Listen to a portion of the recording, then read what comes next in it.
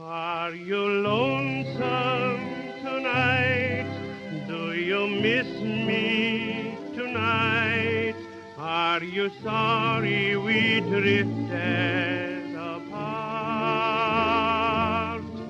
Does your memory... Oh my god, we're recording! Oh my god! Welcome to the podcast. Welcome to Significant Lovers. Happy Whirlwind Wednesday. Mm-hmm. Sometimes I forget to say that. This is Mel. And Kel. And this is our We're first... cousins. Yep, this is our first time recording separately in different states for this Sad. show. Mm-hmm. Oh, we're on the phone right now. Mm-hmm. We aren't doing a video call. We can't see each other. I think But I kind of like that. Yeah, me too. Video calls are... I just don't like them. If you think about it, we're kind of preparing for it to be a podcast because we're listening, not seeing. So true. We aren't taking visual cues from each other. That's true. Yeah, I can't just motion with my hands. Which sometimes I think when we are recording, we do like make faces and that doesn't really pick up. I know. We definitely do make faces. I am home in Massachusetts. Shout out Massachusetts. Mel is still in New York. So that's why we're doing this. Today's episode is very special because it is our first officially listener requested episode. I couldn't come up with what to cover, and so I asked our listener Janica from Germany what she would like us to cover, because I have to say, Janica, you are one of our most loyal, amazing listeners. We love all of your insights on every single episode, and I feel bad because she's the best. A lot of people we cover are like American celebrities, but not necessarily famous elsewhere, so she doesn't even know everybody we talk about, but still listens, and it really means so much to us. You have no idea. I know. We've talked about it before off the mic, like, oh my gosh, I feel bad she doesn't know, because Janica, sometimes you'll comment like, I didn't know who this was, but I still love the episode, and it's so sweet. Mm-hmm. So yeah, we wanted to do someone that you love. Mm-hmm. And same goes for our other listeners too. Like, some of you guys are so sweet, and we love you. Yeah, I want to do more of these episodes where I'll just reach out to somebody and say, pick someone. And yeah, as long as it's not like a crazy, abusive, terrible relationship. What would you do if someone was like, I don't know. I like one that's like Bill and Melinda Gates. I know, yeah. I mean, that might be interesting. I don't know. One that's kind of interesting to me, but like I wouldn't want to do it is what's her name? The actress that was killed. Natalie Wood. Oh. Yeah, Natalie Wood, husband. And Robert Wagner was her husband. They were like... Yeah, that's very famous. Yeah, very famous Hollywood couple. And she died, and a lot of people think that he killed her, but like he was never arrested or anything. But I wouldn't want to cover that, like, just in case he did kill her, you know? I think we can just position some episodes a little differently, as if they're kind of a thriller or... That's true. Edgy. I don't know. Because, some things are really interesting, but they are really brutal. And I know, usually we're like, oh, love, we love it. Like, it's all romantic, but we might be missing out on some interesting episodes if we don't do anything bad, you know? Yeah. So, I don't know. We just have to spin it a different way, I guess. Yeah, that's true. But anyways, this one, Janica, this was such a great suggestion because I didn't know anything about this couple. So the couple is Jessica Orgliasso of the Veronicas. It's a very Italian last name. And Ruby Rose. You might know her from Batwoman and Orange is the New Black. And she also has done a lot of modeling. I didn't know anything about this couple whatsoever. I was just telling Kelly, I didn't even know that they were a couple. So this is the first time I've ever truly learned anything like completely new from scratch, and it was so interesting. And Wow. it's a pretty enticing story. There's a lot to talk about, so I'm excited to get into it. Ooh. I always remembered that the Veronicas, I think, got their name from the movie Heathers, which is one of my favorite movies, and Winona Ryder plays Veronica, so cool connection. Yeah. And then Ruby Rose, I remember, I was on Tumblr a lot in high school, and I remember Ruby Rose was very popular on Tumblr, like pictures of her and stuff. But besides that, I really don't know a lot either, so I'm excited. Yeah, I think they got their name from the Heathers and also a comic book character named Veronica. Oh, yeah, Archie. Yeah. So it's like those two Veronicas together. Yeah, if I had to pick 3 words to describe this couple, I would say public, bold, and messy. Oh, okay, a messy one. I like it. Yeah, we have a few of these messy ones now. I kind of want to go back and like... I would say most are. I want to go back and like, do you remember those things in school when you would do a presentation or whatever, and like you'd put some words in, and like some words would be bigger than others because like a word scramble, or what was it called? Yes, I have something like that. About. And like word cloud. Yeah, word cloud. I want to do that with the 3 words for each episode to see like which characteristic is the most common for relationships. You should do that, Mel. And I also wish we were keeping track of percentage we think people will get back together. I know. Yes. And I also, I kind of want to like really like bring up the data on this. Like I want to go through our stories on Instagram because we do our custody battles there. Oh, yeah.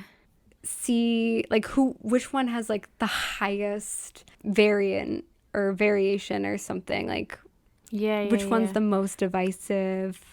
There's actually, there was only one custody battle that we ever did where 100% of people picked one of the people. And which was that? Can you guess? I should know this. Because I've looked through it so many times. Like literally zero people. 100%. Yeah. 0 people picked one of these people in the relationship. Do you give up? I give up. It was Albert Einstein and his wife. Oh, no one picked. I'm surprised, actually. I am too, because Albert Einstein is like the celebrity. Like he's the one that we know. I know. I'm surprised because I bet a lot of people didn't listen to it. So yeah. I'm surprised they wouldn't just pick Albert Einstein. No, they must have known that he was not a great guy. Oh, I didn't know that. Before we did the episode, I was like, oh yeah, Einstein. He's great. Yeah. Yeah, so that's the one. There's only been a couple where men have won. Yes. But it's not impossible, right? No, I think it's happened. Yeah, which guys have won? I think Jason Sudeikis. Yeah, Jason Sudeikis won. There was one pretty recently. I'm gonna look at it right now. But then we're gonna get into the episode. Oh, Paul Mescal won. Oh wow! You know which one we forgot to do? We forgot to do Robin FKA Twigs. I know. We can do it still. Jane Austen really beat Tom Lefroy. Yeah. See, that one wasn't that bad. Like, I know. He wasn't like a terrible guy. No, he was fine. Yeah, I'm surprised Paul won. Okay, maybe that's the only times a guy's won, actually. Jason Sudeikis and Paul Mescal. Really? What about Penn Badgley and Blake Lively? I think Blake, I'm almost there. Blake won. Oh, wow. Yeah. Women always win the custody battles. Yeah. But who wins when it's 2 women? That is tough. One has to lose. I know. I'm pretty sure for the Lindsay Samantha one, Lindsay won, and you know what? It's a democracy. You guys vote. I love it. But I think that was wrong. I think Samantha should have won, but whatever. People don't know who she is. I think for the Ashley Benson and Cara Delevingne one, I want to say that Ashley won. I think so too, yeah. I have a feeling I know who will win this one, but actually, you know what? It could really go either way. Cool. Well, I don't know, so I'm intrigued. Let's get into it. Okay. So, as we talked about, Jessica her last name is tripping me up. Orgliasso. She is a member of the Veronicas. She was actually born on Christmas Day. Nice. In 1984 with her identical twin sister, Lisa, in Queensland, Australia. They grew up in Brisbane with their Italian-Australian parents, Joseph and Colleen. And their parents were both very big into music, and they took the twins to a lot of concerts. Their dad used to actually be in a band in the 70s and the 80s, and he played guitar and keyboard, so he really passed that down to the girls. And they were musicians, and originally they were called the Twins as their band name. And when they were 17, they sent demos to local publishers, which led them to getting songwriting credits on singles by Australian Idol winners named Casey Donovan and Kate Diarogalo. I'm not sure. And also this Russian pop duo, which I have not heard of, Tattoo. I've heard of them. Oh, you have? Yeah. I feel like you know a lot of like Russian stuff. I do like Russian culture. Oh, yes. Culture, not the government. Yeah, but I do love Russia. I wish things were different. Yeah. Hopefully someday things will be different. They wrote songs for them? That's pretty crazy. Yeah, as teenagers. Wow. And then in 2005, they signed a global record deal with Sire Records for $2 million, and they released their debut album, The Secret Life of, which had their first major hit called Forever, which peaked at number 2 in Australia and was featured in the film She's the Man with Amanda Bynes. I think they were also featured... I was listening to that today, and I was thinking, oh, this is such a Gossip Girl song. Yes. Very like late 2000s. They released 4 additional singles off that album, and they spent a year on the top 40 chart in Australia. And then in 2006, they went on their first U.S. tour with supporting acts by October Fall and a little-known band named the Jonas Brothers as their supporting act, which I think is funny because I was actually listening to Fluently Forward's podcast today. And they were talking about how the Jonas Brothers used to have a song about like Australian girls and how they just wanted an Australian girl. And I was like, oh, that must be because they went on this tour. Whoa, connection. Mm-hmm. It must be why. It's funny because they were like, that's so random. Like, why did they have that? And like, I had this little piece of knowledge. You knew the answer. Yeah. You should call in. I know, yeah. Actually, the reason you comment like a mean. This is no, we love Shannon. Actually, the reason why. And then their second album came out in 2007.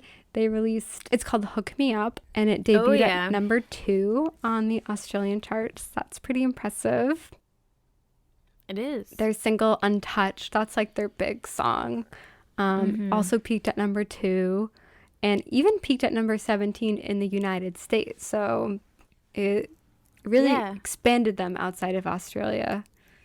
That was a big song here. It was on the radio. I remember it well. Yeah. I don't remember it too well, but... I liked it. I think I bought it on iTunes. I feel like I would watch... Am I wrong? I feel like their music video for that would come on the N a lot. I'm not sure. Like during the commercial breaks. Sorry, I don't know. And then with the success of that album, they embarked on another world tour. And just background on Jess's dating life. In the late 2000s, she dated a musician named Azaria, real name Daniel Byrne. He's an Australian musician from the band The Follow. And I read in reports from 2008 that he went missing and no one like knew where he was. And then I was like trying to find him. What? And I couldn't find any articles saying that he was found, but I think he was found. I don't think anything. I hope so. Yeah. I was like, is this man still missing? He's not. Oh my gosh. I think he later stayed good friends with Jess. So he was found. I hope he's safe and doing well. How? I don't understand. How did he go missing? Like, where? I don't know. He was reported What? missing, and like his bandmate was also missing, supposedly. What? Yeah. That's crazy. But he's okay, I think. And I hope so. Jess, she just identifies as queer, but she dates both men and women. Okay. So. Right on. Yeah, we love it. Support it. So, speaking of women, then we have Miss Ruby Rose Lanaheim. That's her full name. She was born on March 20th, 1986 in Melbourne, Australia. Oh, and I should say to anybody listening, that would make her an Aries, and Jess is an Aquarius, I believe. Oh. So today I was in the waiting room at a hospital, and this guy, he was like 60 years old. He started talking to me a bunch, and he randomly was like, "What's your sign?" I said I was a Scorpio, and he's like, "Oh, us Leos stay away from that." Why then later, like a couple minutes later, he was like, "Scorpio's a good sign, though." And I'm like, "That's not what you just said." Wait, I have to correct myself. And to anybody who's really into astrology, you probably were mad at me for a second. Jess is a Capricorn, not an Aquarius. Oh. Capricorn. Shame on you, Mel. Shame I'm on so you. sorry. That's funny though. What's your sign? I don't know why I didn't expect that from an older gentleman. I wouldn't either. Anyway, that was my random tidbit from the day. No, one time my dad said something about being a Taurus, and I was like, I feel like for some reason I assumed that you wouldn't even know what zodiac signs are. That's weird. Your dad said that? Yeah, he said something about how Tauruses are the best, and I was like, why is it like kind of boggling my mind right now that you even know what astrology is at all? I know. My parents have never talked about it. I think all my dad probably knows is that he's a Taurus, and that's it. They're the best. Yeah. Yeah, it's true. I don't know anything else about anybody else's signs. I only know things about my crushes. Yeah. Like, I only know, like, the compatibility with me. Yeah. So Ruby was born to a single mom, Katya, who had her at 20 years old, and her mom left her dad when she was really young, I think like less than 2 years old. And I think the dad was abusive, so they were on the run a lot. Like, they were like trying to escape this dad, I guess, is the story. Dang. Her mom was an artist, and she was in grad school when Ruby was really young, and they really struggled financially. They lived off baked beans and mashed potatoes, and they would sleep on people's sofas and in their backyard caravans and staying with different relatives, and just not a very stable childhood. And at one point, Ruby ended up joining a church choir, which allowed her and her mom to live in the parish in Melbourne. Wow. Yeah. Very tough life. Crazy. They didn't even have a TV, and Ruby never really even considered acting because she didn't watch TV, but she always wanted to be a writer. And she said to Variety magazine, "I wanted to write a book for kids that were my age. I just wanted to have a way to communicate and speak to kids like me who didn't have someone. I was just this kid who had no friends, who was super unpopular, got bullied, and got beaten up at school, and was like, I'm going to be a famous writer." And yeah, one reason why she was bullied so much is because she was very much gender nonconforming. She came out as gay at just 12 years old, and while her mom was incredibly supportive, the other kids at school were really harsh about it. I mean, this must have been the 90s, or 2000s, early 2000s. I can't do math right now. How old was she? She was just 12. So, and she was born in 86. Yeah. See, I guess the 90s. The 90s, yeah. She had shaved her head, and she also was, poor as well. And like people were just so mean. I guess girls would write "We hate Ruby" on the bathroom stalls. And she even had to stop going to the swimming pool because the other girls would accuse her of looking at them. And so she was really depressed and even suicidal as a kid, which is really sad. And she has said that like the boys would even hit her, and they would say like, "I would never hit a girl, but you're not a girl." And at one point it got so bad that she was outside of a coffee shop across the street from her school, and 4 girls and 1 guy brutally beat her up so badly that she got hit in the head with a metal chair and got a concussion and just very severe injuries and had to be hospitalized for several days. Oh my God, that's serious. And 50 other students witnessed it from the coffee shop, and her mom wanted to press charges, but they were advised against it because they didn't have a lot of money and it just would be a really costly, lengthy legal battle. But Ruby ended up transferring schools. And she has said that kids who witnessed it have told her that they had like PTSD from watching it happen. Oh my God. Jeez.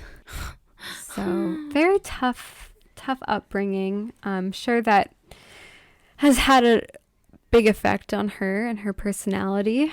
In 2000, so fucked up. Yeah, things started to turn around for her though. She is a very beautiful person. She's absolutely stunning. She is. And that is kind of her saving grace here. At 16, she joined this modeling competition for Girlfriend Model Search, which is a magazine, Girlfriend magazine in Australia. And she said she hated modeling though. She said that she really didn't like being constantly criticized for her appearance, but it just paid the bills.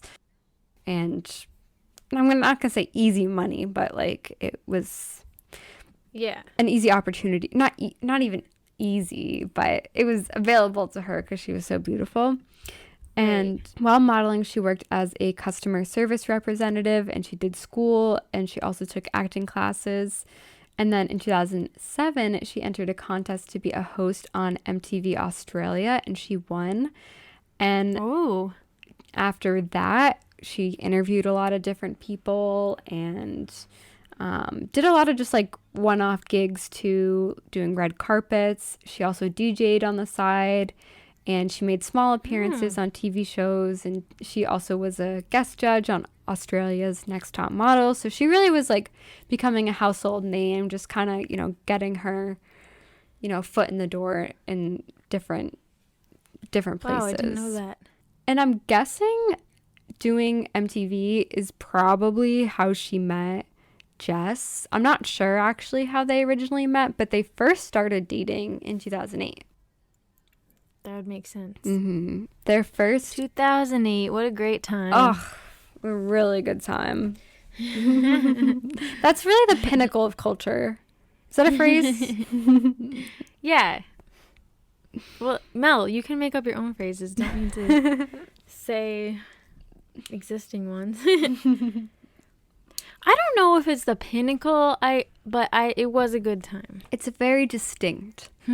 So yeah, they made their first appearance as a couple in April of that year. They were 22 and 24 years old, Jess being the older one. And they went to a fashion show.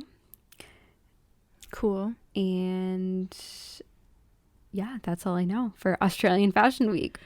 And I don't think they were really reported on too much. The next time we see them is in October.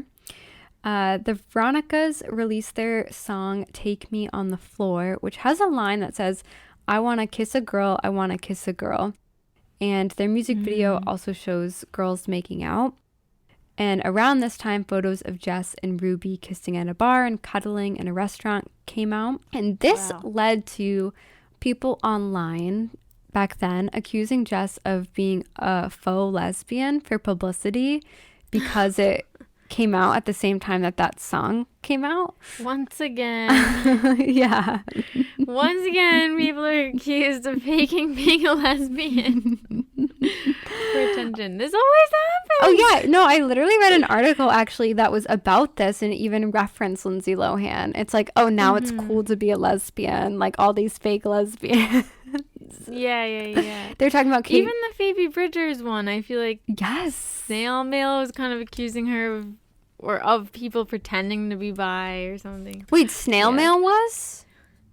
Yeah, remember this is a tangent, but remember she said like post a picture if you're a bi girl, post a picture of your boyfriend or something. And then Phoebe did it. Oh, I didn't know that Snail Mail was like being accusatory. Did we talk about that?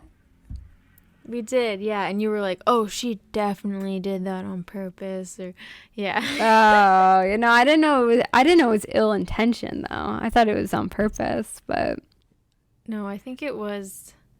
Oh, that's shady. Well, honestly, the comments on that video, a lot of them are people like debating Phoebe's sexuality. It's like that's a kind of like we posted this TikTok that kind of got a lot of views.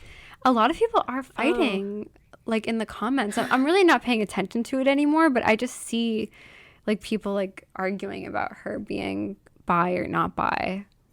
It's like I don't understand why people feel the need to assume somebody else's sexuality. But yeah, this also was around debate. I know. This was around the time that I Kissed a Girl came out, that song.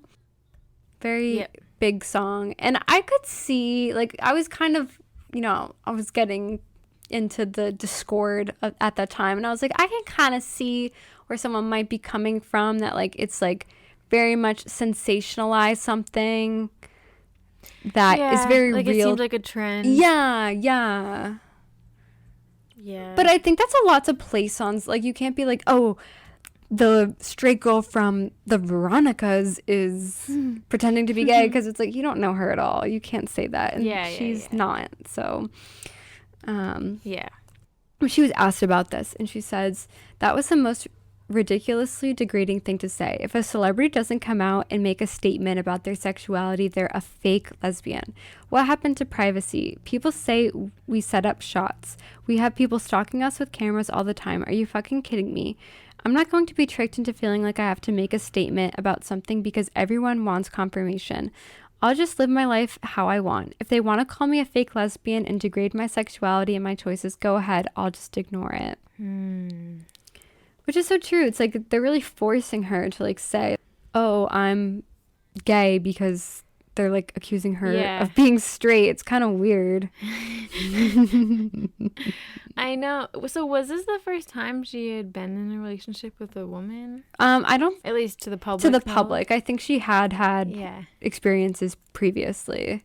Yeah, I know. That is stressful. I think that's people not fair. People kind of do that now too when it comes to casting for roles. Like, they're like, oh, you can't cast straight actors in like gay parts. Like, that's kind of bad, I think, to force actors to disclose their sexuality to play a part. I know. Like, you can't and assume. It's also, I don't really get why people say that. Like, are they just saying that people should get representation or something? Yeah. But really, it's about the character. Like, no offense, the actor doesn't really matter. They're playing a character. We shouldn't have to even care or know who the actor is. I mean, obviously we do all get swept up in the fascination and stuff, but like, an actor's there to play a character. It's about the writing, it's about the characters. It shouldn't be about the actor. Yeah, exactly.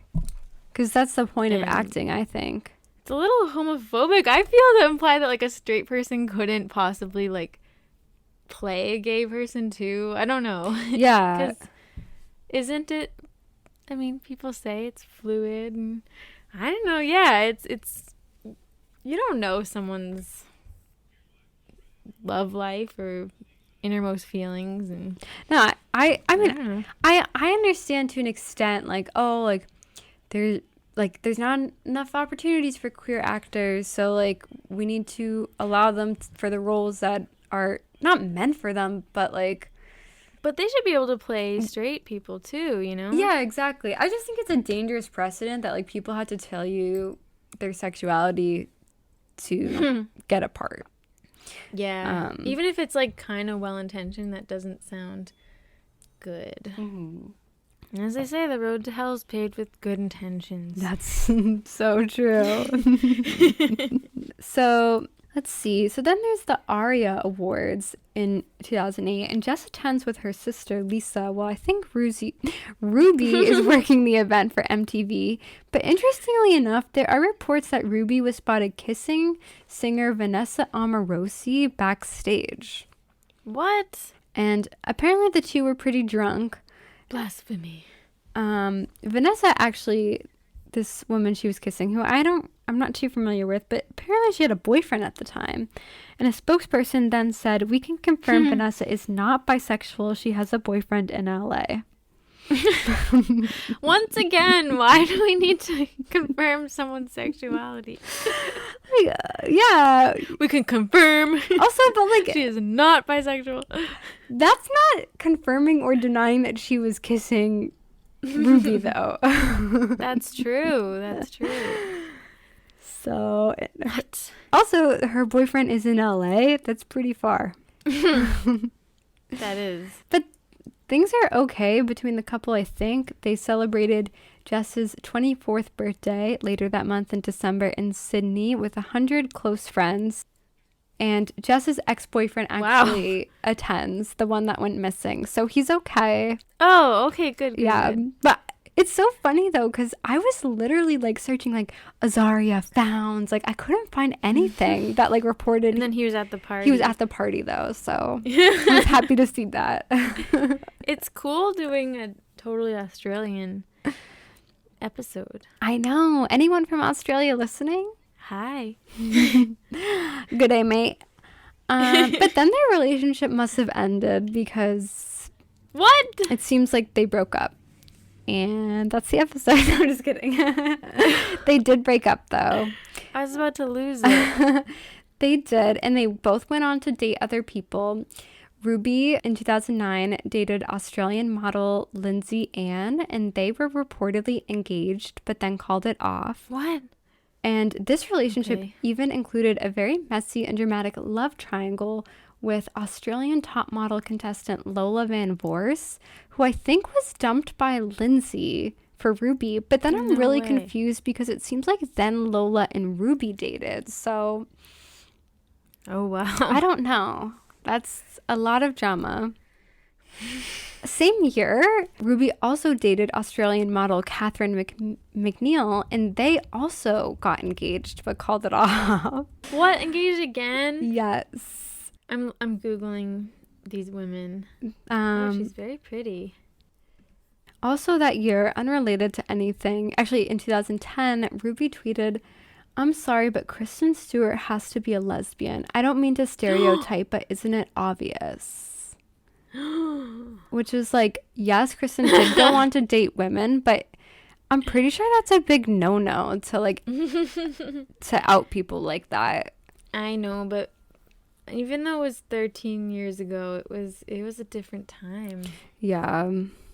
It definitely is not cool, but I feel like people just said stuff like that all the time. I know, they really did. Especially like at this point, like Twitter is so new. People were really running wild. It was the Wild West. Yeah.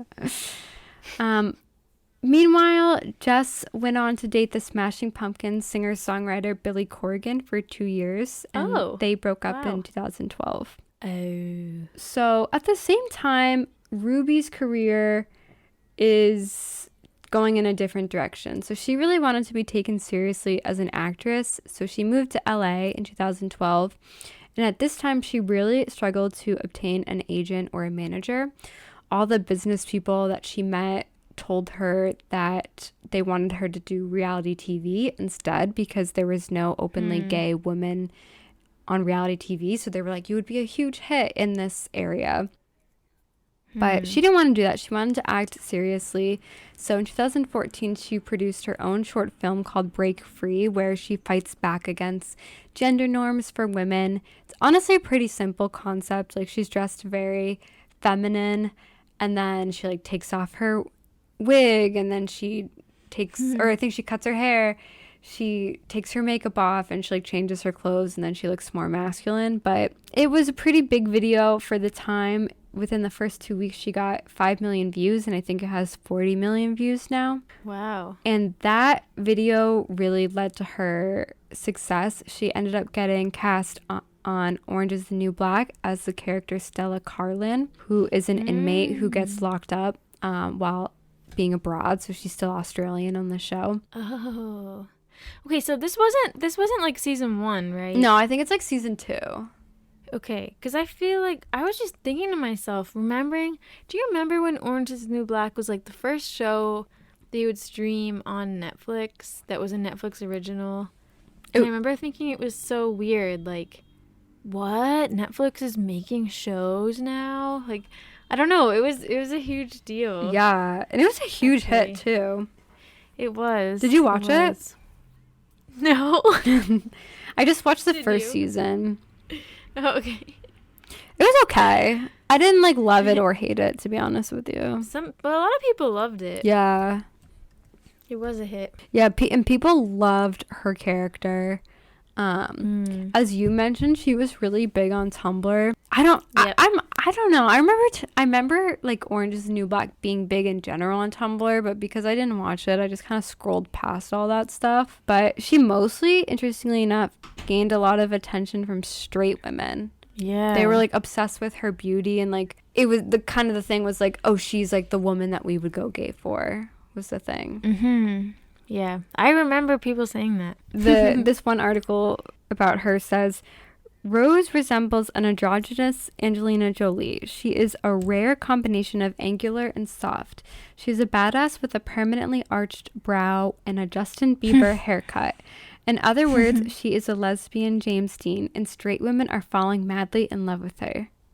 This was written by Emma Teedle of Maclean's, a Canadian news magazine.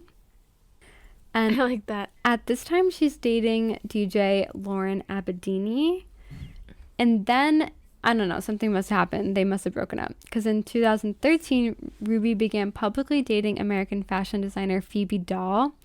And they got engaged after only 2 months. But is this her third engagement? Yes. Oh my god. But they broke up in 2015. Phoebe Dahl. 2 months. That sounds familiar to me. Isn't that crazy? Some people get engaged in that time. Yeah, wow. Oh my god. Crazy. And days later, after her breakup with Phoebe Dahl, Ruby was spotted out with Halsey, and there were rumors that they had a fling. And I think they probably did. There were some flirty tweets, but not sure. Wow. Another fling that she had supposedly before Jess was Demi Lovato, actually. Really? Mm-hmm. In October, Ruby tweeted, "Think I'll take a few days off of social media while Demi Lovato's friends attack me for being a scorned ex-lover. Get over it. I like the hair." What? What does the hair mean? I think like Demi maybe just like had cut her hair or something. I'm not sure. Then Demi Lovato fans freaked out. And so then Ruby tweeted, "I'm the one person Demi has slept with that didn't sell naked photos of her. So F off." Oh my gosh. Yeah, you're the one person that didn't sell naked photos, but now you're publicly talking about sleeping with her online. I think that's kind of worse, to be honest with you. Oh my god. Why were they mad at her to begin with, though? I don't know, but I don't know why she took it to Twitter. That's kind of attention seeking. It is. I just randomly Googled Phoebe Dahl because I was like, oh, it sounds familiar. I don't know. And I don't know if I've heard of her before, but apparently her grandfather was Roald Dahl. Oh. Isn't that crazy? That is crazy. Anyway. That makes sense. I don't know if it's a really common name. Lil Nepo Tiz. Yeah, totally. And then Ruby also tweeted about that Demi Lovato exchanged. What just happened to me on Instagram wasn't very nice, and I retaliated because I stood up for myself. It's all sorted out now, back to business. I do think she has very low impulse control when it comes to social media and can be a little attention seeking. And that will be a theme throughout this episode. Oh. And Demi, she was interviewed about this, and she said, rumors are rumors and people are going to spread them. You can believe what you want, but no, I was not in a relationship with her. By the way, love is fluid. So I think they probably did hook up. Probably. And then Jess Wow. also dated musician Josh Katz of the band Bad Flower for 2 years until 2016. She likes musicians. Yeah. Makes sense. They have that in common. Mm-hmm. So then Ruby and Jess reunited in 2016 when Ruby wrote and directed the Veronicas music video for their single On Your Side. And in this music video, Ruby also stars in it, and like they are acting as a couple. They're making out, they're doing couple things. Like it's very romantic and sexual. But they're exes. Mm-hmm. Wait, so how long had it been since they broke up? 8 years. Wow. Really long time. But they had stayed friends, I think. But they weren't romantic or anything before this from when they broke up. And in the music video, like Ruby's character has an overdose, and I wasn't really sure if that was supposed to be representative of something that happened in their real relationship. Because when asked about this music video, Jess said, "It's me and Ruby Rose, and it's our love story in the video. It's about the dynamic, the highs and the lows of people in love in a relationship." Wow. She also said, "We have been friends for 8 years, a really long time, and it just was honestly the craziest thing. We just reconnected over doing this video. She wrote and directed it and is in it with us, and we just sort of fell in love." Again? Yeah, I guess so. And she also said, are they back together? yeah, so they're back together. Like they fell in love while shooting the music video. This was like their coming out as a couple. And she also said, "She reminds me exactly how much last time definitely happened. She doesn't let me forget anything. I don't know. It's just a crazy thing when you care about someone for so long and then you have the chance to be able to reconnect. We've grown up a lot. We met very early on and we were very different people." Wow. I know. I can't believe this. That is 8 years is a really long time to reconnect. Yeah. But when they were doing the video, at that point, they were still exes, right? Yeah, I kind of didn't understand that because she was like, "It's our love story." Crazy. But I can't really imagine making a story with my ex about our relationship, but I know. wow. I know. I feel like that's really sweet. You kind of had to expect that you're gonna get back together. Maybe. Oh my, I mean, yeah, it would definitely bring up feelings. Yeah. Kind of reminds me of on the show Girls. I don't know if you remember this, but like Adam started making a movie, some kind of short film where they were like acting out him and Hannah. And then it made him like want to be back with Hannah. Mm-hmm. Spoiler. Then it didn't work out. I think that happens with artists. Yeah. Those artists. They relive their relationship. Yeah. Fall in love all over again. That is really cool. Mm-hmm.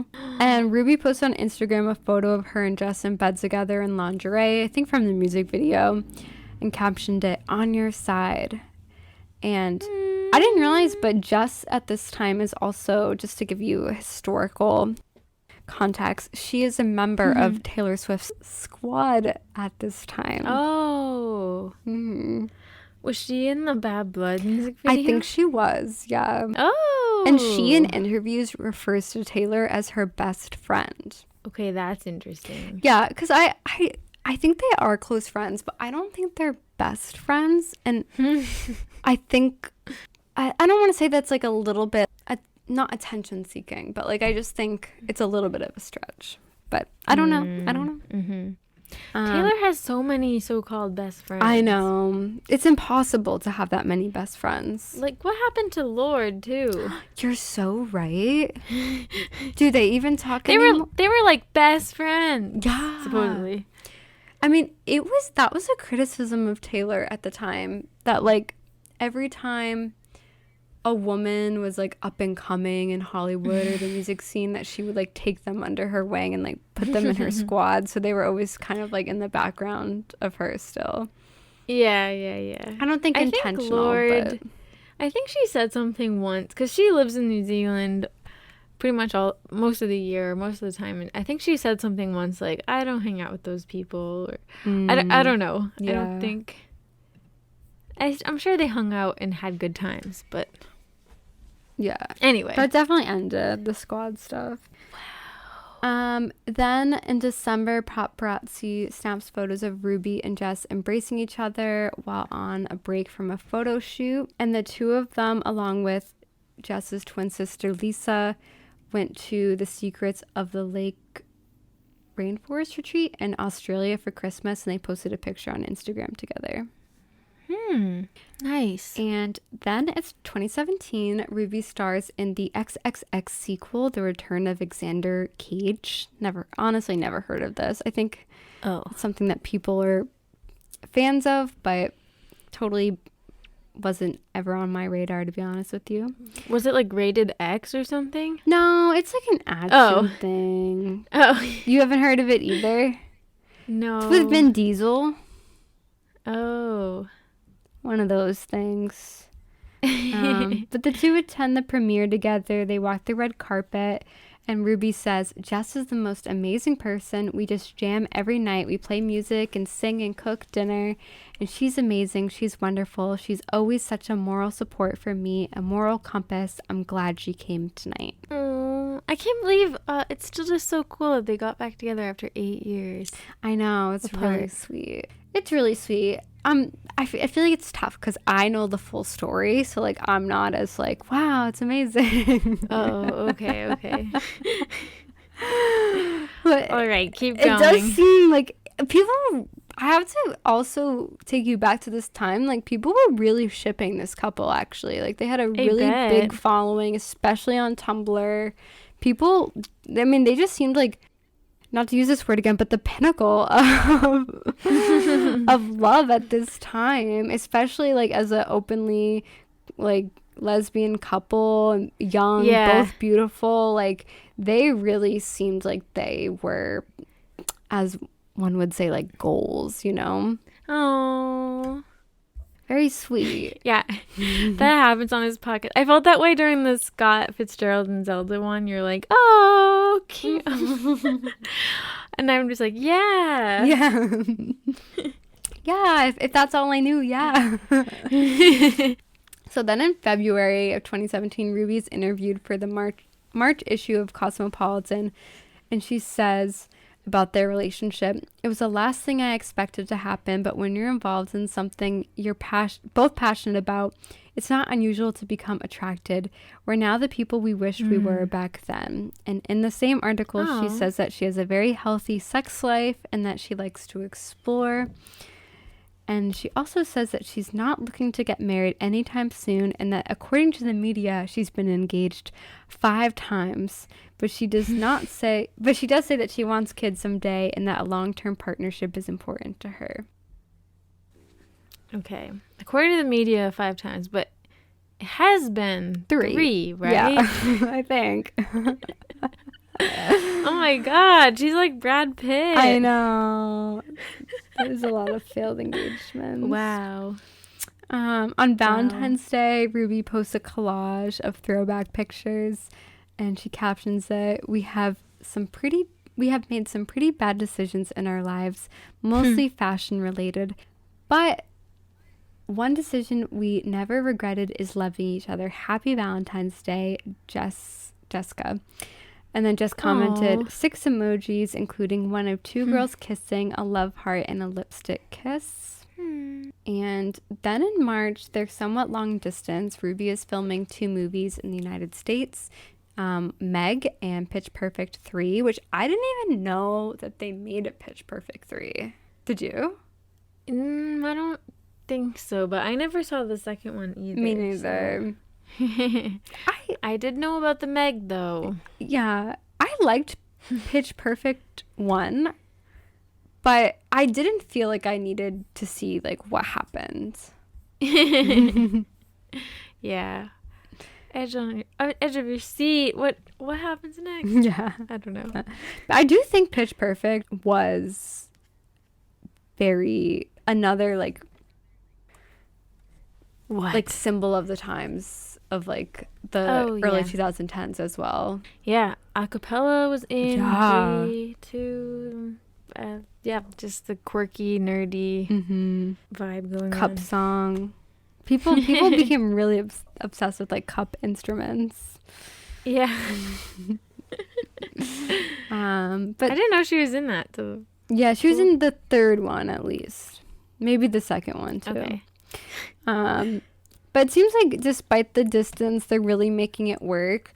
When she has a few days off, Ruby actually flies from LA to Sydney to spend just a few days with Jess for the Sydney Gay and Lesbian Mardi Gras, where Jess is performing. So really a whirlwind trip for Whirlwind Wednesday. Yeah, for Whirlwind Wednesday.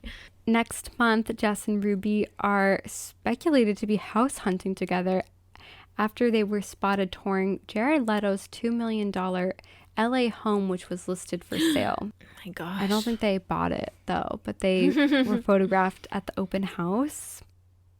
And in the same month, it seems like they take a trip together to somewhere mountainous and foresty. Not really sure where, but Jess posts a photo to her Instagram in which Ruby is topless and she's facing the scenery. And she captions it, "There's something beautiful about disappearing somewhere no one else can find you except the only person you never need to hide from." Oh. Interestingly enough, this same month, Ruby unfollows Jess's twin sister Lisa on social media. What? That's not good. So we'll That can't check be back good. with that later. People noticed that? People noticed that, yeah, only a few people at the time, but then it became a more important detail later on. Okay. But for now, things seem okay. In May, Jess posts a photo to her Instagram of a '64 American Telecaster guitar that Ruby gifted her, which is valued at around $4,000. In the following month, Jess tells reporters that she's teaching Ruby how to play guitar. In June, they Cute. attend the Glamour Women of the Year Awards together, and they hold hands on the red carpet. And Jess wears all white, and Ruby wears all black, and they just look very yin and yang, and it's very beautiful, very cute. And in August, Jess and her twin sister Lisa fly home to Brisbane to sadly visit their mother, Colleen, who is very sick.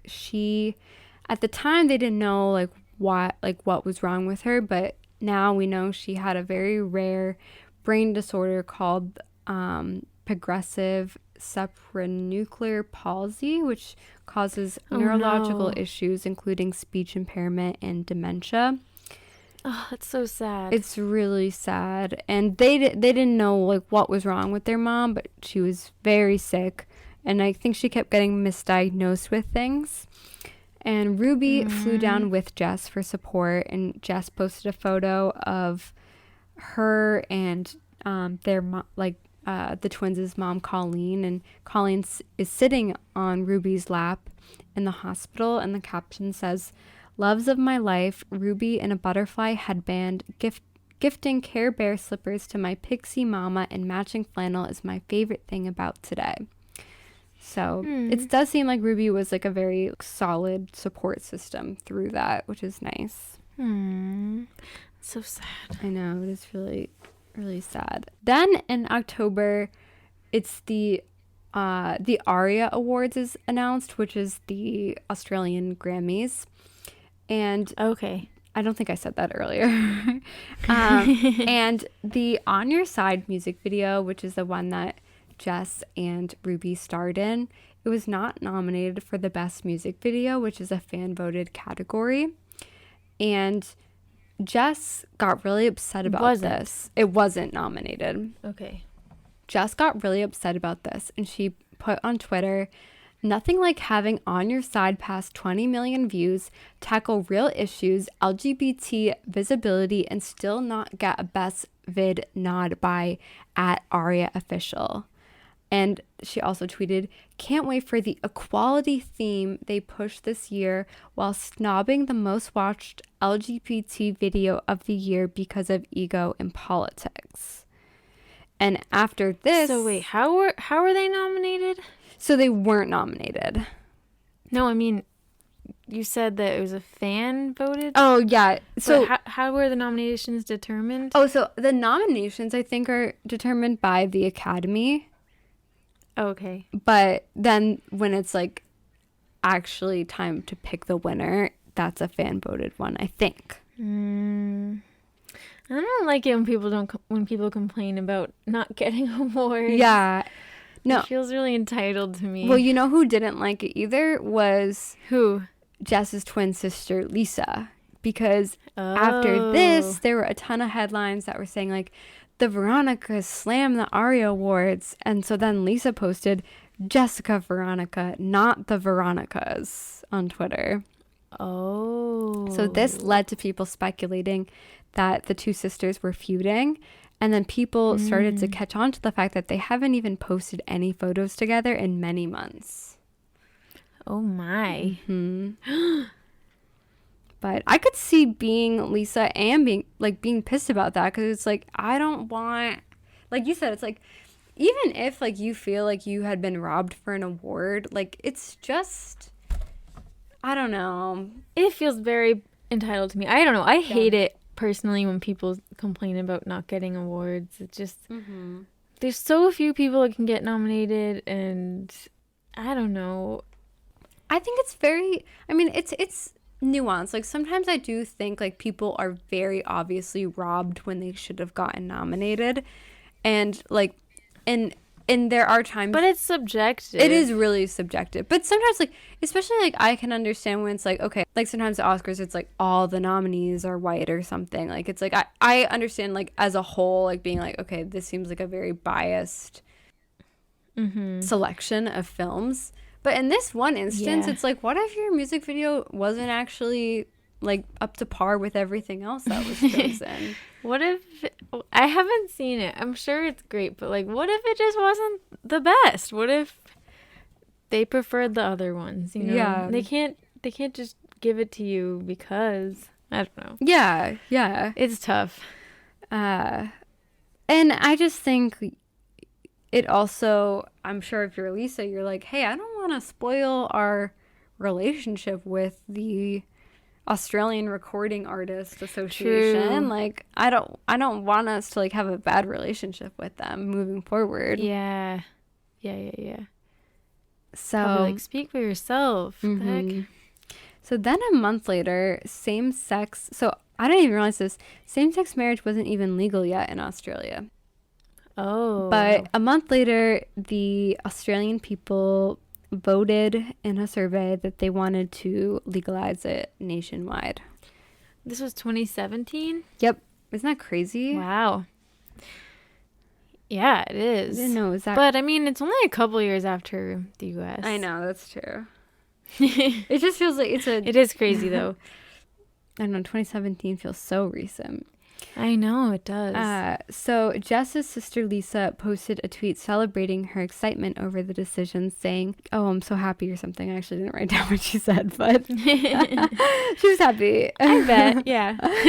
And as a reaction to this, Ruby Rose tweeted, "So glad to see Lisa Orgliasso screaming in excitement about the yes vote after telling us she thinks that we should feel lucky we don't get stoned to death like they do in other countries, and to get over it a few months ago. Really warms my heart." Oh, damn. She posted that about her girlfriend's identical twin sister. Oh, yeah, twin. Yeah, not even your sister. And I should say, like, I didn't even mention this, but like, Jess and Lisa grew up like best friends. Like, they're identical twins, like joined at the hip. Like, literally, and they're like in a band together. Like, they're thick as thieves, these two girls. So Lisa is straight. Yes. Or Okay. mostly dates men, it seems. She's mostly been in long-term relationships with men. Okay. I don't know if she's been with a woman, but it seems like she always has a boyfriend. Okay. But like, I mean, there's more tweets that will come after this, but I just think like that's pretty low of Ruby to tweet that about Lisa, even if Lisa said like get over it, even if Lisa said like, oh, you're lucky you're not stoned to death, which I can see being upset about, to then take it publicly to Twitter is, I think, really shitty. Yeah, I don't like when people air their family drama and stuff like that. I want to know what Lisa meant by you should get over it. Like, get over what? Well, I have a was feeling. Was it the Aria award Yeah, I mean, thing? yeah, that's what I'm guessing it was. I'm guessing Jess was mad that the music video wasn't nominated, and Lisa got mad that she attacked. Making a big stink about it. Yeah, made a big stink about it, and probably said like, maybe she said, oh, you should be lucky you're not stoned to death or something like that. But I don't even think she's like, I'm guessing Lisa's not a homophobe. Like, it seems like she was excited about this decision, and like she probably did say something offensive, but like to then take it to Twitter and the political climate that they're in, like knowing that people are gonna go after Lisa, like I think that's pretty shitty. I know. Like, that's a very private You can't discussion. take that back, really, No. too. And to make her seem like she's like homophobic, obviously she's not. Her twin sister, her best friend, is gay. Yeah. I do think that would suck to hear, like, maybe belittling. Like, I don't know if they were complaining about, you know, the state of gay people in Australia and how much it sucks. And then she says, like, well, at least you're not getting stoned and, I don't know. No, it is belittling. Like, Middle East or whatever, but it's tough. It is. Yeah, I'm sure she isn't like a full-blown homophobe, and like maybe it was taken out of context. I don't know. No, I think so. And like also like I think families have, it is like, if you're that close with someone, like you're gonna say something offensive to them, but like you need to work that out privately, unless it's like to a point where it's like there's no coming back from that. Like if I said if I was famous, like I could cancel every single family member if I like said every shitty thing they've ever said or done. Well, family is always way harsher to family because you can be exactly, because there's just a don't trust have walls there. up. Yeah, and that's like you how it is. Yeah, you misspeak around them. Like you say really hurtful things sometimes when you really want to hurt them. Yeah. But like it's because you know that they're never gonna leave you, which maybe is not a good thing, but it's like to then have Ruby like go and like paint her out to be this villain, I think that's like really shitty. That would be really tough. I think that'd be really hard for Jess. That's such an awkward position to be in. Yeah. So a day later, Ruby posts an Instagram story with Jess asleep in her arms, and she writes, and Jess is asleep, and they're at the airport waiting for a flight, and Ruby writes, I'm always woke though because I'm her little protector. And then people get mad at Ruby for going after Lisa, and she says, it's an emotional day. I'm a human being and need to remind myself not to let the people below try to drag me down. And then a few days later, Lisa posted a response, and she said, this past week I have been accused of making intolerant statements and holding intolerant views. I did not make those statements, and I do not hold those views. Sexuality has never played a factor in my acceptance of people or their relationships. I have and always will continue to show my unwavering support for the LGBTI community with pride and continue to celebrate love, acceptance, and tolerance within our country and community. And like, I don't know her personally, but like up until like even like a year before, like Lisa was hanging out with Ruby and Jess. Like she was posting pictures of them. Like she like the whole Veronica's music video was like Jess and Ruby like making out. I just would find it hard to believe that she would be like homophobic in that case. Just think it's a really strong accusation to make. I could actually see her being annoyed that Ruby is kind of becoming the center of attention. Yeah. With their band. What did Lisa do in the video? I don't know if she was in it actually. Oh. So then Jess released her own statement, and she said, with the current conversation that was happening in the lead up and outcome of the marriage equality result this week, I feel it is necessary to share some feelings. I may not have struggled with inner turmoil, but that doesn't mean I haven't struggled with people close to me, degrading my sexuality because of their own personal judgments or ignorance. People can publicly support the LGBT community, but behind closed doors inflict deep pain because of their own inability to accept or understand you as a part of that community. She's added, that can be particularly difficult and a heartbreaking experience, but one that has been a private and real struggle in my life. For anyone struggling in silence, please know that you are not alone. Is she talking about her sister? Sounds like it. Oh no. Her identical twin sister. And I just find it really sad that the sisters are fighting at this time, because keep in mind their mom is very, very sick. And they have been close their entire life, and it seems like they would be like the only two people who would really understand that experience with each other, and like it would be nice if they could like lean on each other through it. But yeah, it's sad. It doesn't seem like they have each other. Then in December, Ruby, and I'm sure it sucks too if you're a hardcore Veronica's fan. Yeah. That's oh awful. My God. It seems like they're breaking up. Yeah.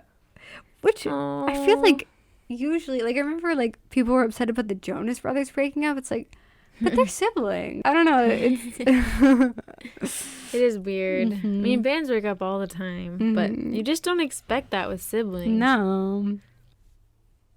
Oh, well, Oasis, the brothers hate each other. Oh, really? Yeah, they absolutely hate each other. What if we did a podcast about siblings? Significant siblings. Yes, that could be that could be one of our spin-offs. I mean, yeah, it's like that's an area people haven't really delved into at all. The sibling relationship. At least I think. I don't know. There's nothing like being best friends with a family. Like Kelly and I. We are best friends, but it's like, oh shucks, because we're also related to each other, we have this like glue that keeps us together, that even if we have a disagreement, it's like we're never gonna stop being a deeper level. Yeah, it's way deeper. Yeah. Like we could have a falling out, like in theory, like we could have a falling out where we like don't speak to each other, which I don't envision happening, but if it did, it's like we'd still see each other at family events every now and then. So yeah. It's definitely different from just regular friends. I don't know. I feel like that you can envision someone just totally disappearing from your life, or you know, not being in touch anymore. But yeah, I know. I feel like it's not as possible with family. So yeah. With a regular friend fight, like sometimes you can be like, oh yeah, oh that's it, this is over. Yeah, this is over. I know. And like you don't, but with family, it's like they're always gonna be your family. So like, yeah, I know some of my friends, we don't have arguments, and so I feel like even if we had a little bit of a scuffle, I would feel like very anxious that our friendship is over forever or something. You know, it's so funny, like in our group message with like me, you, and Caitlin and Shannon, sometimes we can get in an argument about something so silly, but then in a different group message we're like talking about something unrelated. I know. I feel like we haven't had as many arguments lately. No, yeah. It's usually like two people like either a movie or an actor or something, and two people don't. I know, it's so stupid. It's always 2 versus 2, which is good. Yeah, but no, sometimes That would be so sad if it was 3 versus 1. it has been 3 versus 1 before. Yeah. But it's usually, I feel like it's not, I don't feel like I've ever been the one. You're lucky. Yeah. Anyways. Yeah. I don't know. I feel like maybe Caitlin's been the one before. Yeah, and I think Shannon maybe. Oh, maybe me, but I can't remember. So it's all good now. They usually don't last very long. But so yeah, Ruby goes on the Aussie radio show Kyle and Jackie O. This must be a very popular show because it keeps coming up in my research with this couple. Okay. And she's there to promote Pitch Perfect 3, and she opens up about the difficulties in their relationship and just being long distance. And she says, every relationship has its ups and downs and great moments, but that's what I love about it. I swear by it with every relationship ever, and that's therapy. I think it's the greatest thing for an individual first. You need to know yourself and heal yourself and love yourself to love someone else. We all communicate so differently depending on what we've been through in our lives and what walls are up. So doing therapy and then just working together, you find another level of understanding and appreciation. We're at a point now where we properly know how to communicate long distance, which I think has been the hardest thing. So basically revealing that her and Jess are in couples therapy. Oh, wow. Yeah. Which, interesting. I think couples therapy, it does seem like it is a good thing. But to be in couples therapy that early into dating is quite rare, would you say, right? Yeah, I would say it is a good thing, but I think maybe this is just our biases going into it or something, Yeah. but usually you think of it as a couple that's been together for a long time and they're trying to make it work because it's important to them. But yeah, I don't know. I mean, I guess they reunited after a long time, but it is surprising. It's surprising. I don't think that it's necessarily a bad thing, though. Like, because I almost wonder what it would be like if couples, like, just did couples therapy, like, from the get-go. Like, if that was... I know, I wonder. Yeah. But I'm not sure. Wow. So then they attended the Pitch Perfect 3 premiere together along with Ruby's mom, Katya. And Jess posts a photo of the 3 of them together and says, last night with 2 of my favorite women in the world. Rubes, you work so hard, in the strength of your beautiful mind and body as they carry you through all your dreams inspires me every day. You don't need this dress to shine, but God, you looked perfect. Wow. And they're photographed kissing at the airport together. That's really sweet. It is really sweet. They seem incredibly supportive of each other and just like madly in love. Oh. Then it's 2018 and Ruby undergoes spinal surgery because of a herniated disc that she got while playing the Batwoman in the CW shows. There's like a couple shows where she plays Batwoman in. Okay. And she needs to be in a wheelchair, and then she has a walker and a cane. And she posts about how she's struggling with it. And then she also posts on Instagram a picture of her and Jess with a caption that says, behind every strong female lead is another strong female lead. She's very big into I want to know what's up with Lisa. I know, yeah. That'll come up. So in February, it seems like things are actually patched up with Lisa. Because Jess posted to Instagram a photo of her, a friend, Ruby, Lisa, and another friend together with a caption that says, this week I experienced what it truly means to love myself. And these 3 souls were waiting to surprise me and welcome me home. Actually, I think only one friend besides the 2 of them. Wait a second. Who wrote this? Jess. Okay. So carry on. So it seems like things are good. Then it's March, and it's the 10-year anniversary of when Ruby and Jess first met. And Jess shares a photo of them together from 2008 with a heart-shaped balloon that says, "Love you." And she wrote, 10 years ago, I met a goddess. And Ruby commented, 10 years with you, that's my answer. Wow. But then in April, on April 1st, Ruby announced that the couple has officially split up. She says, What? I've shared the past 2 years learning and sharing my life with an amazing human being, an experience for which I am very blessed. Breakups are always incredibly hard on the people involved, but I can only be grateful for the experiences we shared. It's with a heavy heart to share that Jess and I parted ways a few months ago. We still love each other very much, and I will always support her and be her biggest advocate. Which it wasn't a few months because... When was the post? That was 3 weeks ago. Yeah, when was the post That was about? 3 weeks. Oh! Honestly, Ruby... What? Ruby, I kept catching her in lies when it comes to the duration of time. And I think, like, maybe it's unintentional, but, like, she would always say... Like, she would be like, oh, back when we were together in 2009... Like, no, actually, you were together in 2008. Or, like...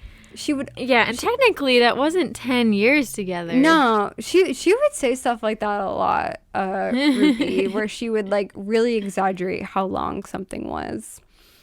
Interesting. But so people thought this was an April Fool's joke, obviously, because it was April 1st.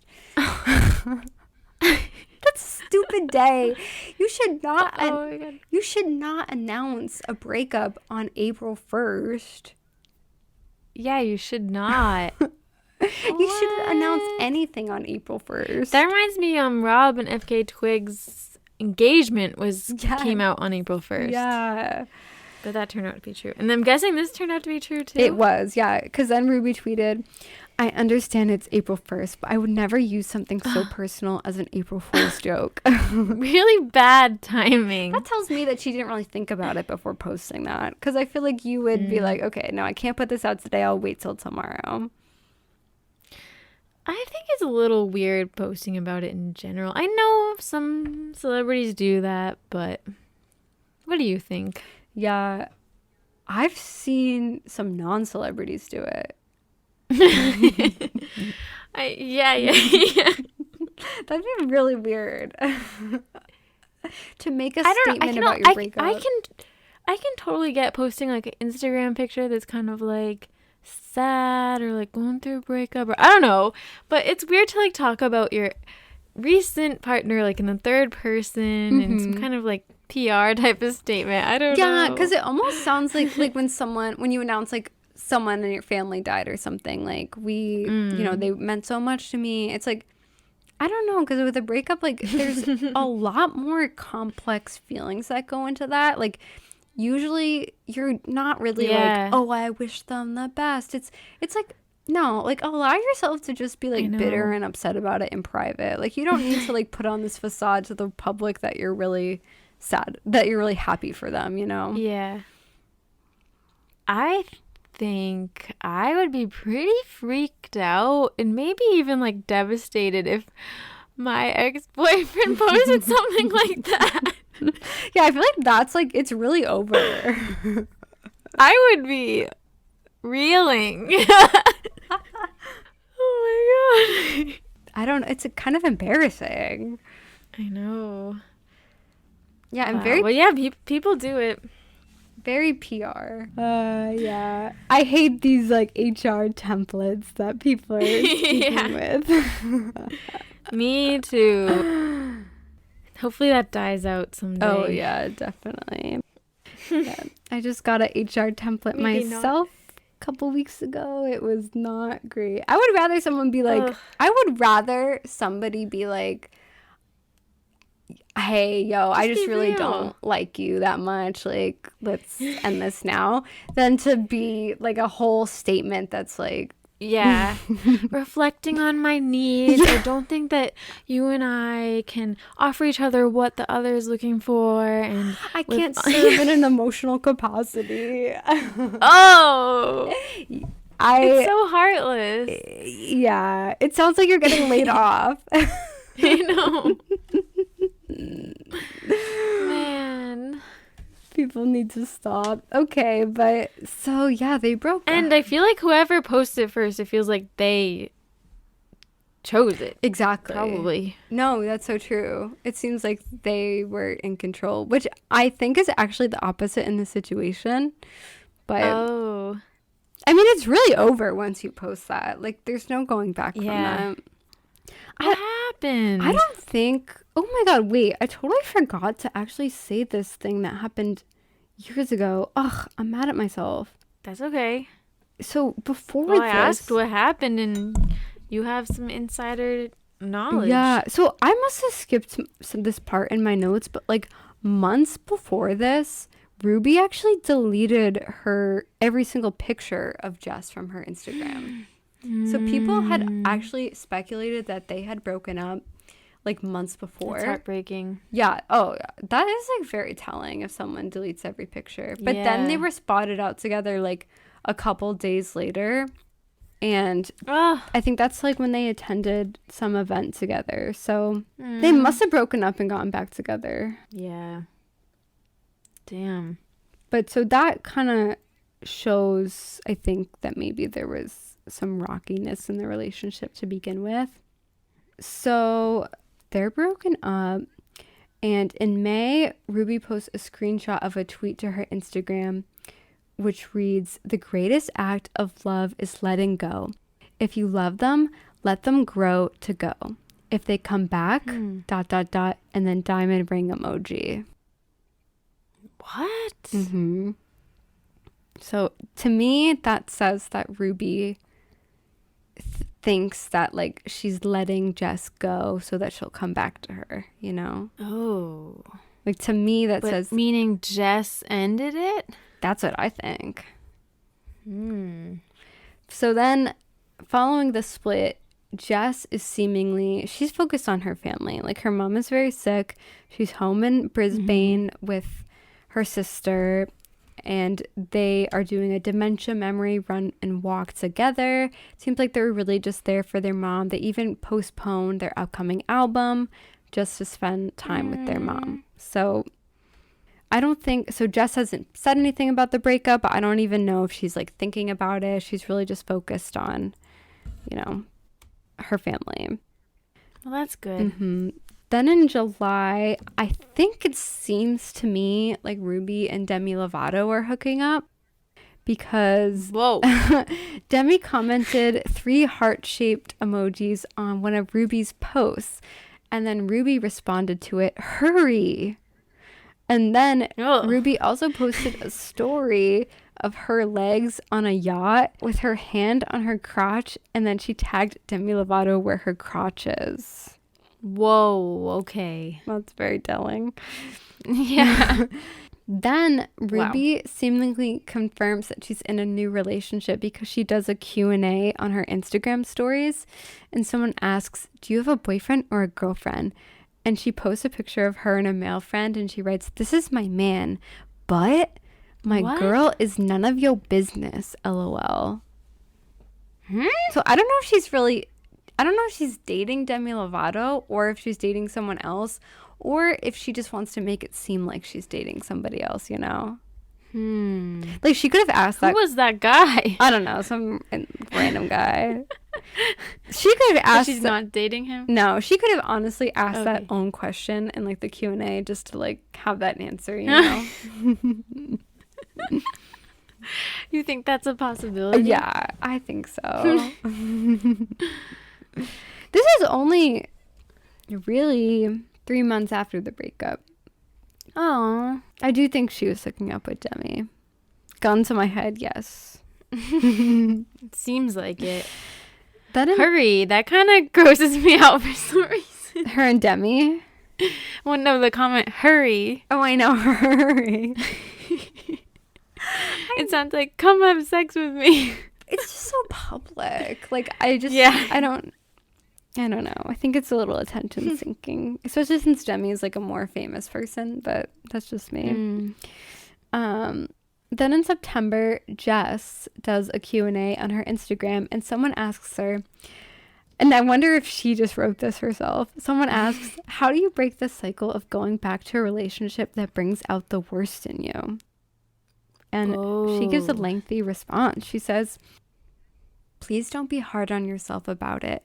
It's possible that you were caught in a chemical cycle called trauma bonding. We produce the stress hormone cortisol when we are in an unhealthy or abusive relationship, paired with dopamine when given affection as a reward. Our bodies actually become addicted to that cycle. It can keep us in an unhealthy relationship for a long time and explains why some breakups feel like purging an addiction when it's over. We are essentially having to break a biological dependence as well as an emotional and psychological one. Take steps like you would breaking an addiction. A 12-month program or a 12-step program or any support system that can help you with reminding you to stay strong and keep moving forward. Wow. That's very telling to me. Like, that tells me that she, in that moment, has really done a lot of research about coming out of unhealthy relationships. Yeah. Which, to me, is very indicative probably of what happened with her and Ruby. Probably. Another person asks, oh no. And again, I wonder if she just wrote this herself, but someone asks, is a partner not getting along with your family a deal breaker? And she says, there are a lot of people in our lives who might not get along with our families, even ourselves at any time. It depends on the relationship and personalities at hand. There's a big difference between someone not getting along with your family and someone outright abusing, manipulating, and bullying your family and or isolating you from them. The latter tends to be the deal breaker for me. Speaking from experience? Yeah, I think so. But that's because I feel like, I don't know, if someone asked me that question, I feel like I wouldn't, because I haven't really experienced that, I wouldn't be able to say something like that. Like, that's a deal breaker for me. I don't know. Yeah. Maybe I'm thinking too much about it. I don't know if it's a deal breaker per se for me, because I think it's like very common for people to have problems with their in-laws. At least in my experience, like my mom and my grandmother, my dad's mom, never got along ever. And I wouldn't want to ever repeat that in my life. Like, I think for me, that provided a lot of awkwardness because I love both my grandmother and my mom. And when they fought, it was like so awkward. And like, even like, I don't think my dad like loved our grandfather, like my mom's dad. But I think that's common in marriages, that you don't really like always love the family that you're marrying into.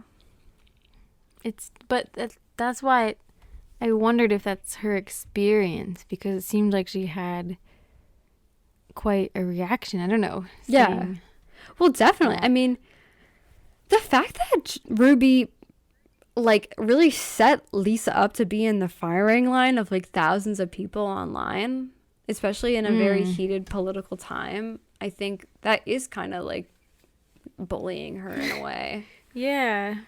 She's taking something that was very private and like maybe easily misconstrued and like making it very public for people. I know. But it's interesting. And at least in the US, like Ruby is more famous than Lisa too. So it does feel like punching down. Yeah. I don't know. And Ruby has a very loyal following. So then in November, Lisa gets married and Jess posts a photo at her wedding, and Jess is in a new relationship with an American musician named Kai Carlton, who was actually 12 years younger than her. He's 21. She's 30. Wow. She posts a picture from the wedding with Kai sitting in her lap, and the caption says, luckiest. Or she's sitting on his lap, and the caption says, luckiest. And then Ruby commented, congratulations, so happy for you both. Oh, and that's nice. Yeah, it is nice. But then Jess responded, I love this stuff. Like, I hate to say it, but I do. Ruby, or Jess wrote back, I have requested you not contact me for over 4 months now. You have, Oh my God. you have been given my grace of being ignored on every other private platform. So the fact that you continue to ignore this to contact me here publicly under the guise of wishing me well is continued harassment. Can't believe she said that publicly. Isn't that crazy? Oh. So wow. That's okay. so messy. But so, like, I wonder, not saying that I fully believe Jess 100%, but like, Ruby must be contacting her nonstop, which I do think it seems like Ruby was the one that was broken up with. Why do you think? Why do I think that? Yeah. Well, I mean, no, not why do you think it, but why do you think Jess broke up with her? If you had to guess. Well, Jess actually kind of reveals it a little bit later. Oh, okay. All right. So I'll just hang tight. yeah, but it's that's crazy. That's like really bold of Jess to respond that way. I know. If someone won't leave you alone though, and then they commented publicly on your Instagram, you would probably be like, enough is enough. Like, I have to embarrass you for you to stop harassing me like this. Wow. And then Ruby responded, "This is news to What? me. Copy that. Good vibes only."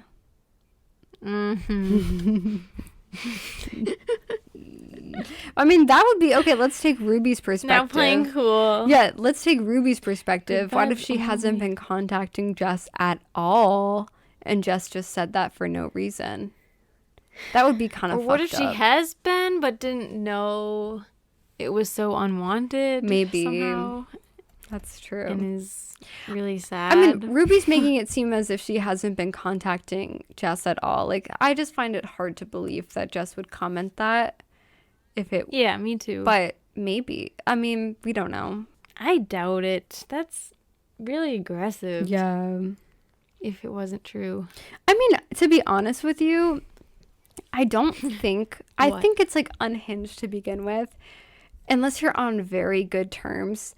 So this is a hard launch that Jess did with her new boyfriend. Like, this is the first time they posted something. I think it would be unhinged for you to comment on your ex's Instagram photo of a hard launch in a new relationship. So happy for you both. Like, that's...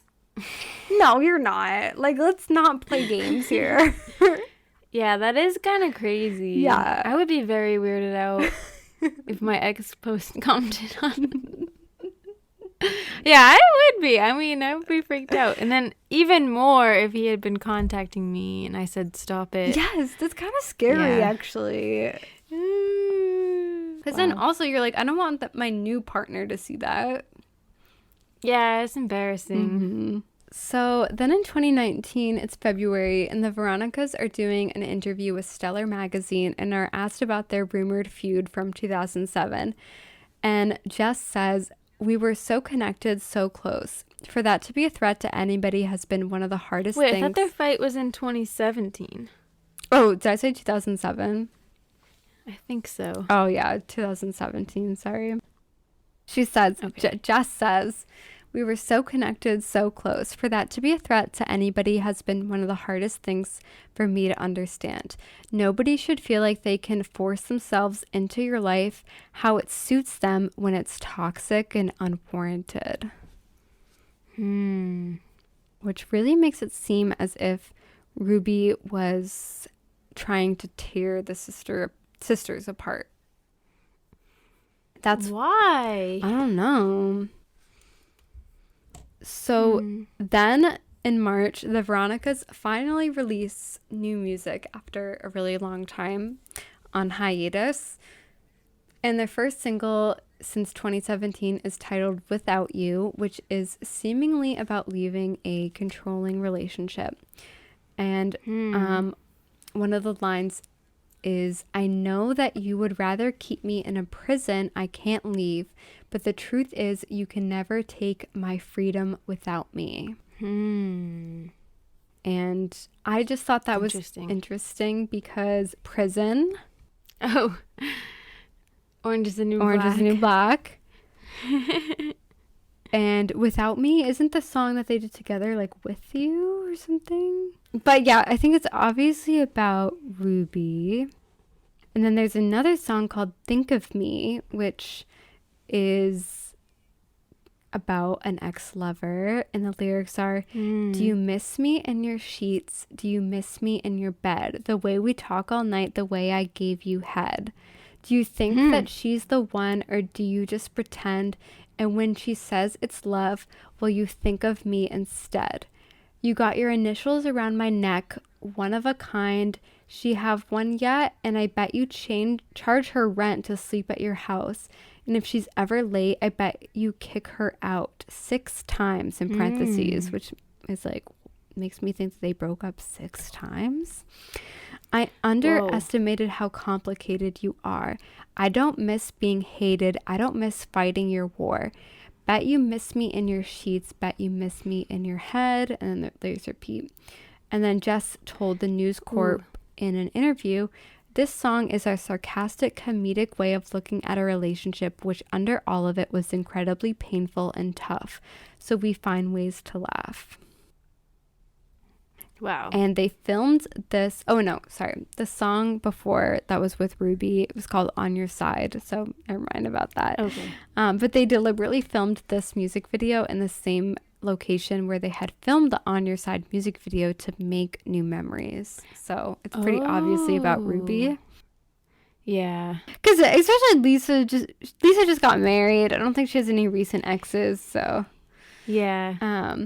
So Jess goes on the Kyle and Jackie O show, and she is asked about her breakup with Ruby, and she says, you know, it's a very complex relationship. I'm still trying to come to terms with the reality of it every day, so it's really hard to explain to anybody. There was just so much that happened, so much that I can't even get into.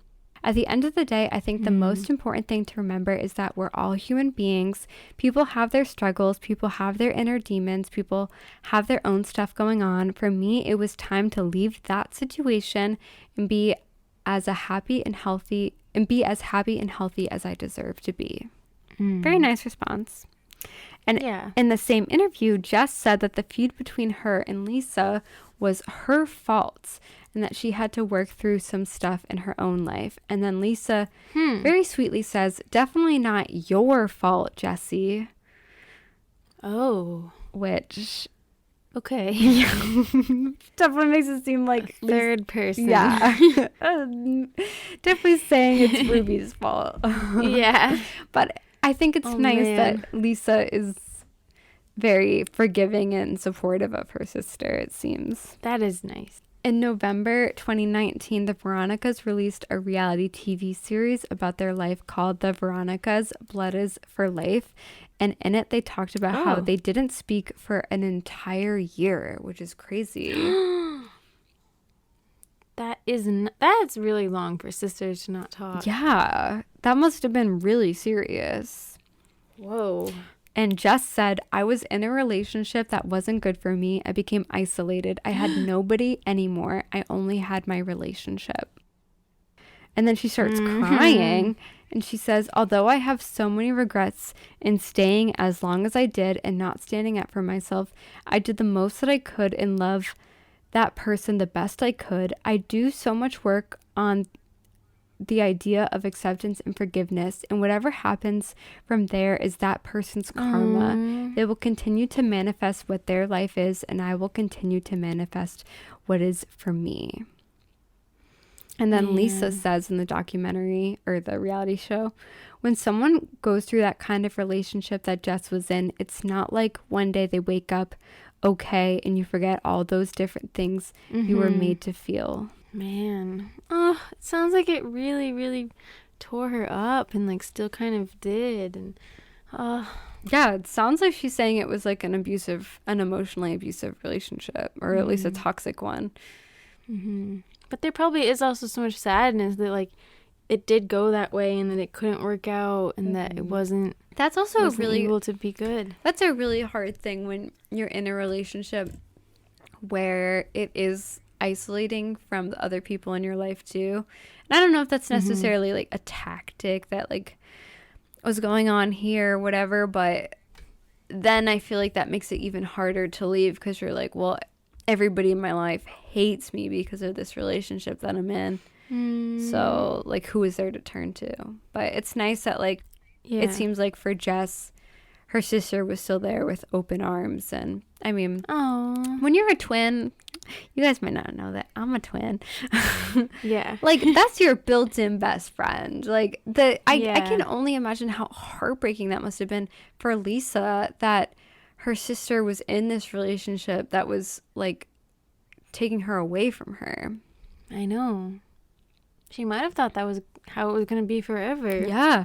Oh, I didn't write this down, but Lisa also said in the reality show, like, oh, I became the enemy in this relationship.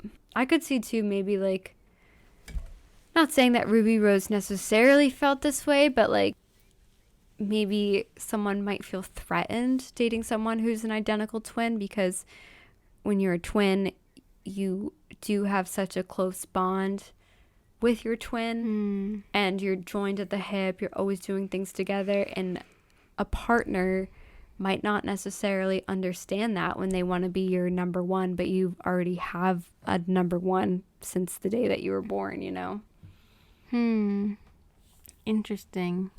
That's so weird to me, though, because I feel like it's so different being romantic with someone or being a sibling. Like, even twin, I don't know, I would hope that Ruby Rose wouldn't be so jealous about that, because, like, what the heck? It's not the same. And I know, but, like, I think it would take a very insecure person to be threatened by that. But, like, I think some people might still. I think some people do get jealous of things that even aren't, like, a romantic threat to them. Interesting. Even that's why, like, honestly, I think that's why in-laws feud with each other, right, though? Because, like, it's like, oh, you're taking my son away. Like, maybe. You know? Yeah. They, like, get possessive. I'm just saying, like, I feel like, at least, I don't know, just looking at myself, that's the only point of reference I really have. I feel like I've never felt jealous of anyone I've dated, like their friends or their siblings, or I don't know, I just can't even picture that. I know. I feel jealous of, like, an ex-girlfriend or, like, someone who's, like, romantically competitive with me, but no one else. I might not really like them, but I don't know. Sometimes I will say, I was hanging out with my best friend Marissa with her boyfriend, and I just said to her boyfriend casually, like, oh, who's your best friend, like, just to, like, learn a little bit more about him. And he goes, yeah, Marissa. And the jealousy that I suddenly felt that he okay, but that's still not what I'm talking about, though, because you're not Marissa's boyfriend. I know. I'm talking about Ruby being jealous of her girlfriend's sibling. I just can't really picture that. But maybe she just didn't like her. Yeah.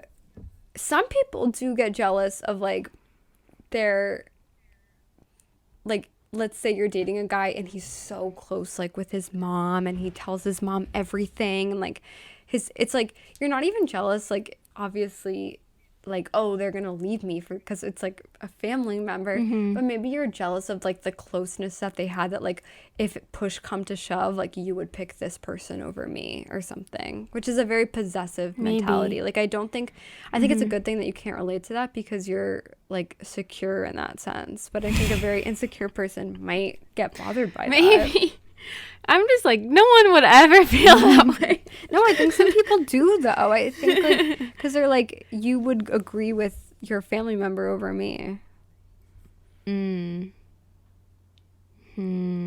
I think that's tough. I think you'd have to be a very argumentative, and I do get the sense that Ruby is a little argumentative. Because it does seem like she is getting involved in arguments with people a lot. But I feel bad because she also has a very troubled past, and it's like that might be a part of it. That's so tough. Yeah, it seems like I think she's gone through so much trauma in her life that, like, she does feel like she always has to be, like, tough and aggressive. And yeah. There's always different perspectives. Like, no one's necessarily right or wrong. There are. So then, just a little updates. Jess got engaged to her boyfriend Kai, but then they actually Wow. split in 2020 during the pandemic. Oh. I think they were long distance Sorry. because of COVID. And very sadly, the twins' mother ended up passing away in 2021 of that disease, which obviously was very hard for both of them. But Rest in peace. yes, Colleen, I keep forgetting how to pronounce her last name, Origliasso. Probably said it several different ways throughout this episode. And happy times were ahead for Jess, though. She began a new relationship with a woman named Alex Smith. I think that's the name. And they are now engaged. So Nice. Wow. it's good. Good. In 2018, Ruby Rose started playing Batwoman on the CW show called Batwoman, but she also appeared as Batwoman in the shows The Flash, Arrow, and Supergirl. Since then, I think she stopped playing Batwoman, but then very recently, in February 2023, Ruby announced on her Instagram that she's going to write a book, and she posted in her story, and she said, "The truth, it will piss a lot of people off, ... but maybe you should have been better, ? Excited to be free, excited to tell the truth. On the sisters, how horrific you were." On the sisters? Yeah, like on the sisters, ? How horrific you were. And then she says, "Imagine mistaking kindness for weakness." So basically saying that she's gonna like expose the Veronicas sisters in her memoir. What? I want to read this. I know. Yeah. This episode could definitely have a follow-up. That's really aggressive. Yes. And this is years later at this point. This is like 5 years Oh my later, 4 years gosh. later. What? I don't really know even like who Ruby has dated since then, but it seems like she's still kind of upset about this. And then later she went on a radio show, Nova's FM Fitzy and Whip in Australia, and she said that she had posted that story because she was writing about her past trauma and she felt very triggered. And then she said, "To be honest, I stumbled across a picture from the Pitch Perfect 3, the premiere, and I'd forgotten that just how I looked. I'm very emaciated. And so that's why I wrote what I wrote. But what the book really is, and what matters to me is to kind of change the narrative of it. It's not some sort of tell-all like Prince Harry. It's sort of, here are some things that happened that are pretty hard. I want it to be more of an inspiring book as opposed to, just a revenge book.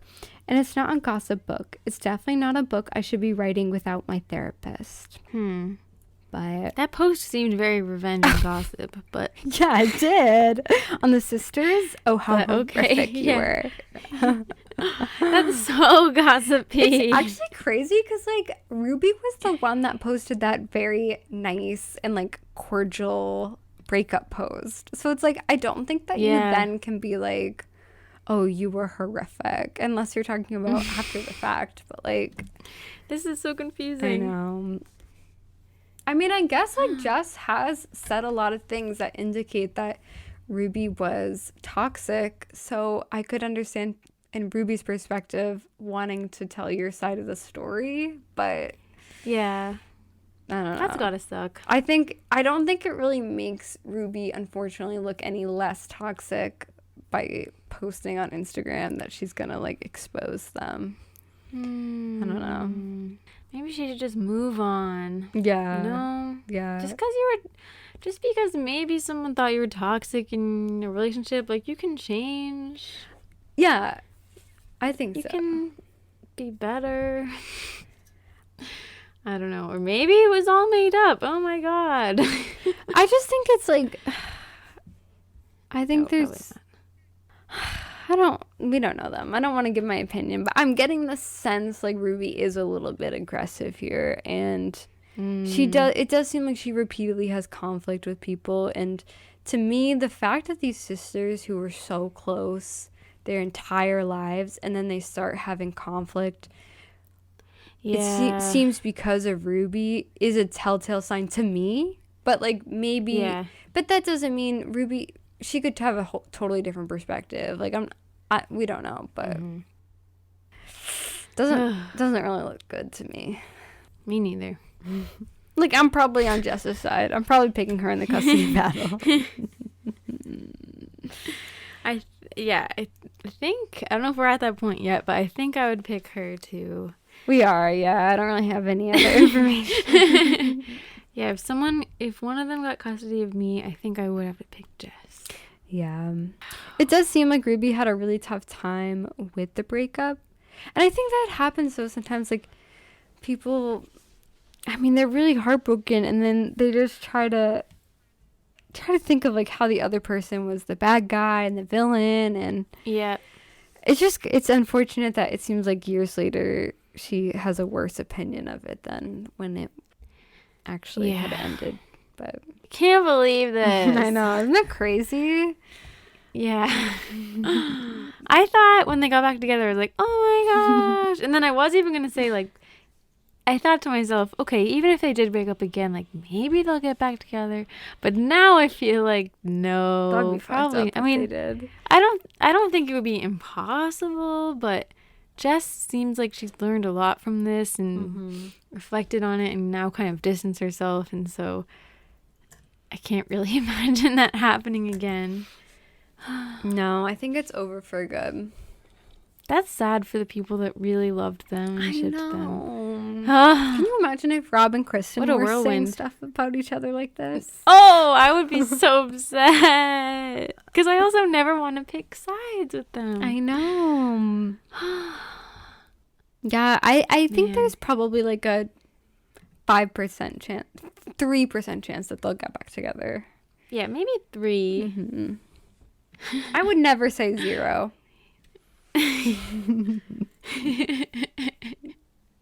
That would be too close-minded. But wow, to me, that was so interesting. To me, it seems like Ruby is still hung up on Jess in a way. Like the fact that you're even on Instagram talking about them years later. I don't know. Yeah, it does seem that way. Wow. I'm curious to read that book, and that's cool because I really didn't know anything about them, and now by the end of this, I'm like, I would read her book. Yeah. Hopefully Ruby doesn't come for us, but cool. yeah, so that's the episode. Jesus, 2 hours. Okay. Thank you to Veronica. Yes. I hope I'm saying your name right, but thank you for suggesting that. That was really cool. Yeah, that was such a good idea. And thank you, any Australian listeners who have tuned in. Yep. Hope to visit your country someday. And yes, with that, I'll tease our next episode. And I think this will give it away, but this is I'm actually confused on what yours is. Though this will be a timely episode about a recent breakup that has been in the headlines. Oh, okay. I think that's because you changed it. Yeah, I changed it. Yeah. Can't wait. So I think you guys probably might already know what it is, but developing story. We'll find out. And we always ask people to guess on our Instagram too, and then reveal. Are you gonna post today? It's very fun. I guess today. Yeah. I am going to, but I have to find a good picture. I know that's hard. It is hard. I'm afraid with this one, people are gonna be like, "What?" Yeah, I don't know who that is. I guess we can say on this one that it's the Zelda and F. Scott Fitzgerald one, because you guys already know at this point. Yep. That one's coming out this week. We're talking to the future people right now. Yeah. Crazy. Cool. Well, thank you, Mel, and thank you everybody for listening. And we'll get back together next week. Bye. Filled with pain, shall I come back again? Tell me